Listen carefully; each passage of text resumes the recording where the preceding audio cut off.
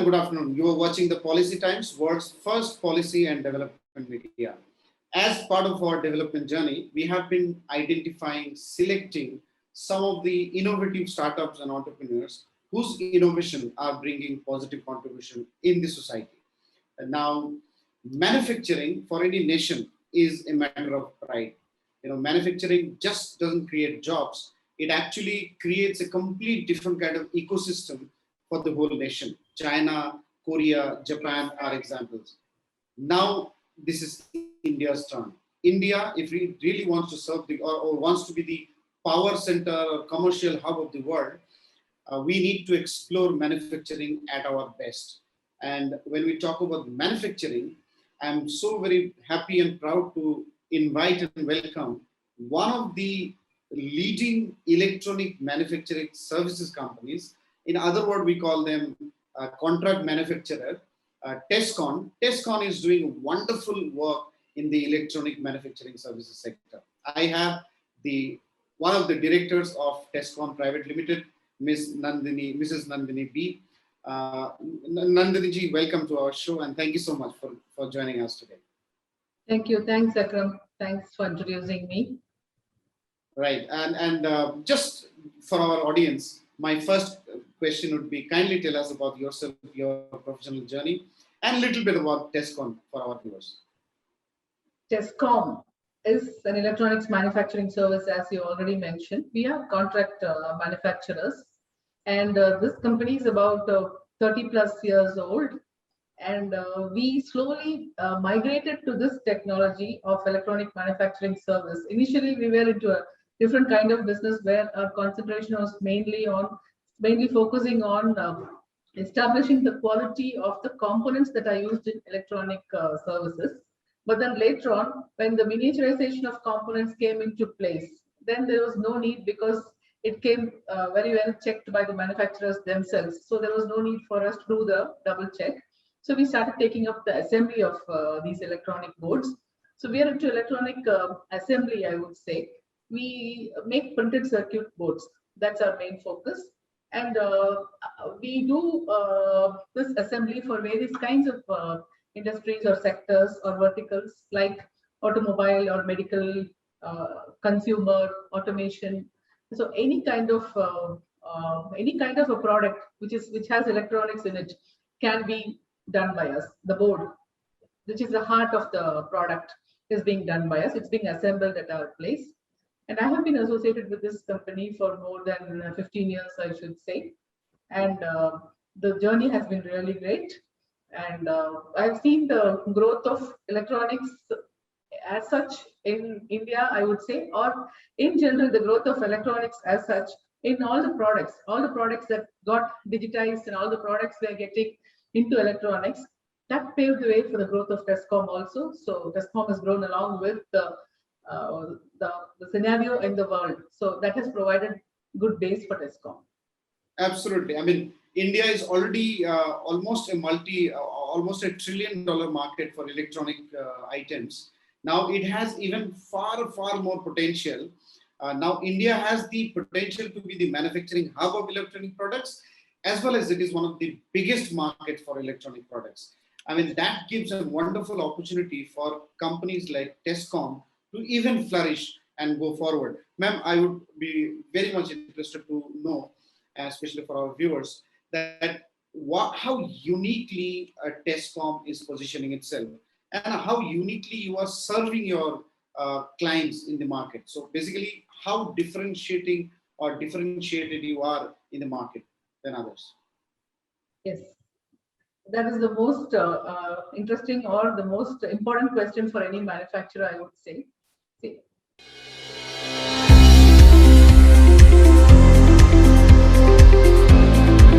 Tescom, a complete electronic manufacturing solutions provider with international standards.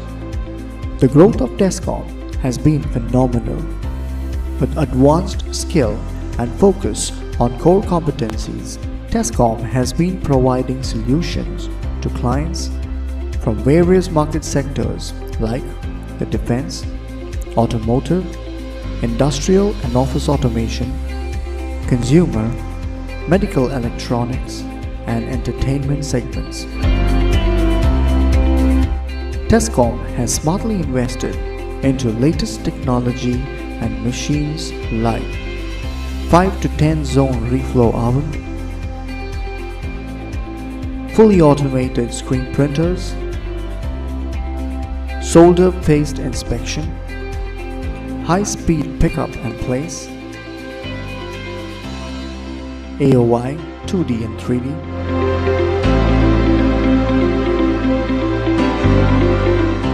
X-ray 3D, wave soldering machines.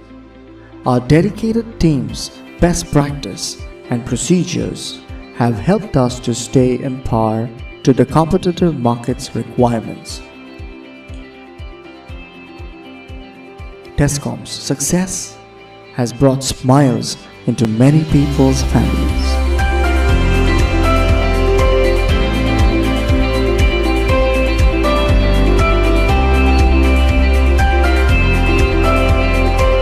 Every business has got its own challenges.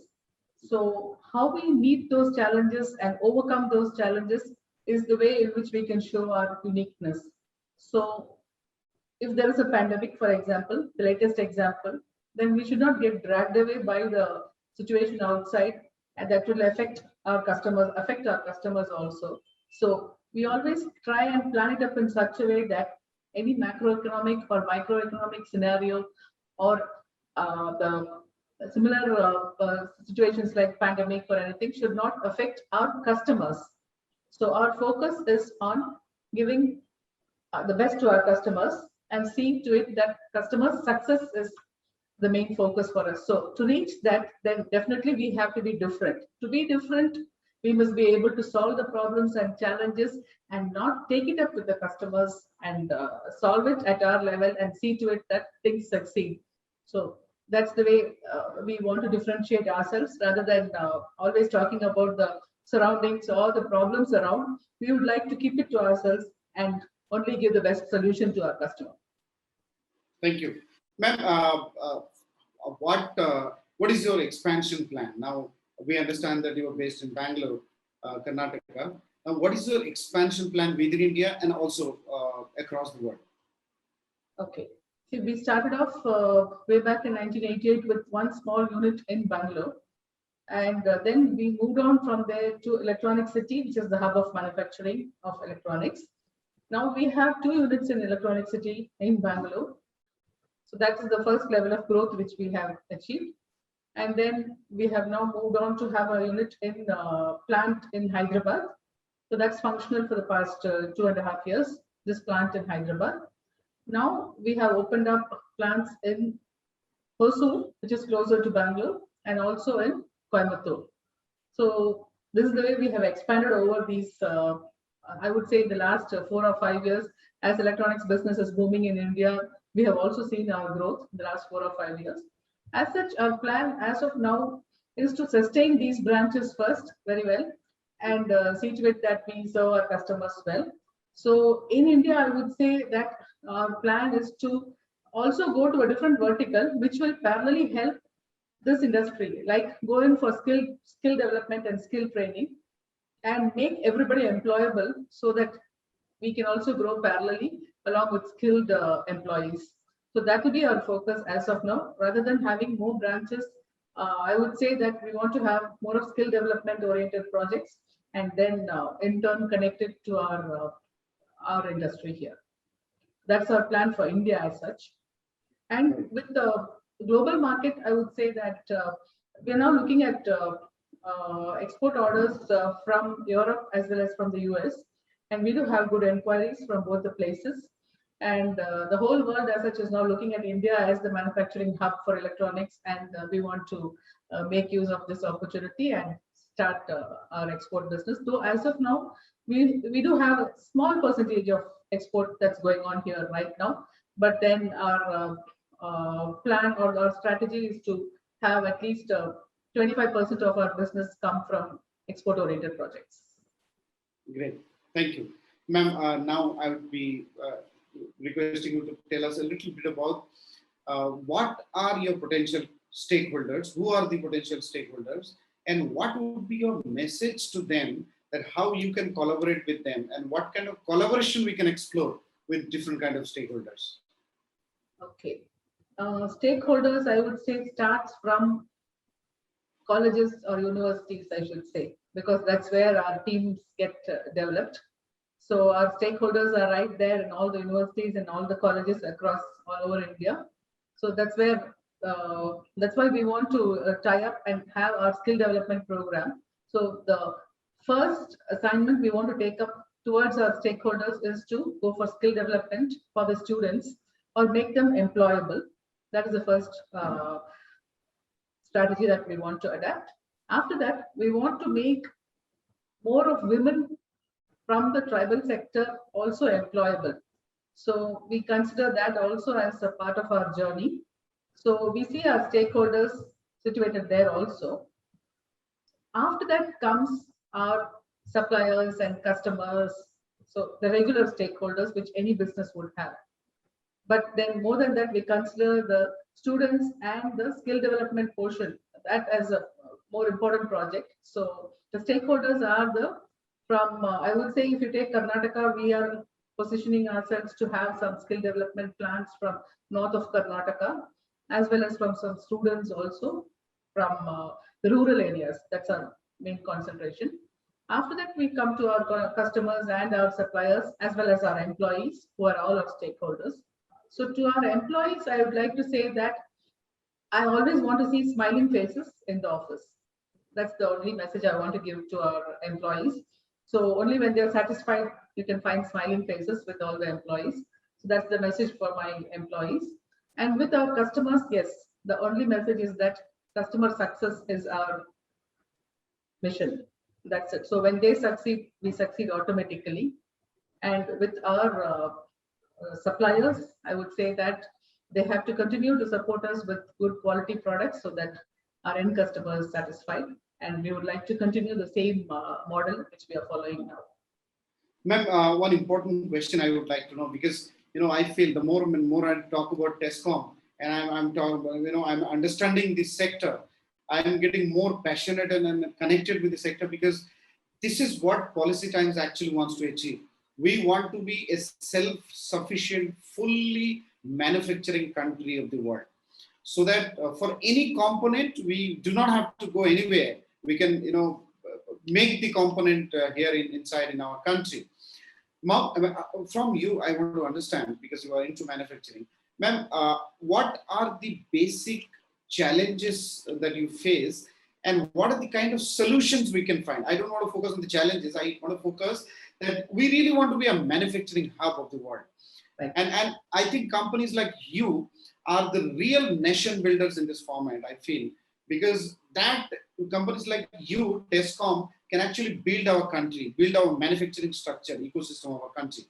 So in which areas you would like that the country can improve a little more, so that a TESCOM can become next Foxconn or even bigger, that kind of. And then what government policymakers and what other important stakeholders can contribute in the journey so that you become that? So to talk about our industry of electronics, okay, so raw material is the major stressful factor that's affecting the industry as such now. So for us, the bare PCB or the printed circuit boards, the bare boards is one of the raw materials, and then the components which are assembled on it. So these two are the raw materials for us. So though we are very much into Make in India scheme, and we are definitely developing a lot of schemes, we're still dependent on various other countries, and we have to import the components. As everyone is aware, the semiconductor industry is very much stressed out now, which is affecting the OEMs, the automobile industry, or be it the automobile or the medical industry. Everybody is suffering because of the stress of the semiconductor industry. So we are still dependent on the rest of the world for semiconductors, as well as for the laminates which form a part of the bare PCB. So though we do have a lot of bare PCB manufacturers, the laminates that come from, say, China or other countries are very much in demand. So they are not able to meet the supply. because Indian electronics is growing to a very great extent.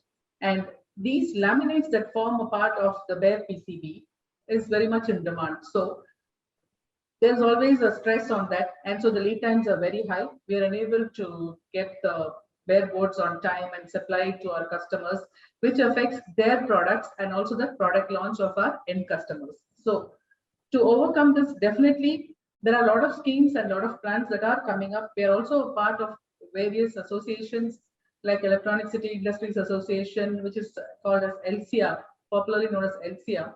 So we are making various policies and schemes, and a lot of discussions happening with the LCR president along with government officials, yes, to definitely develop the component manufacturing as well as the bare PCB fabrication industry. So these two are a major challenge to us.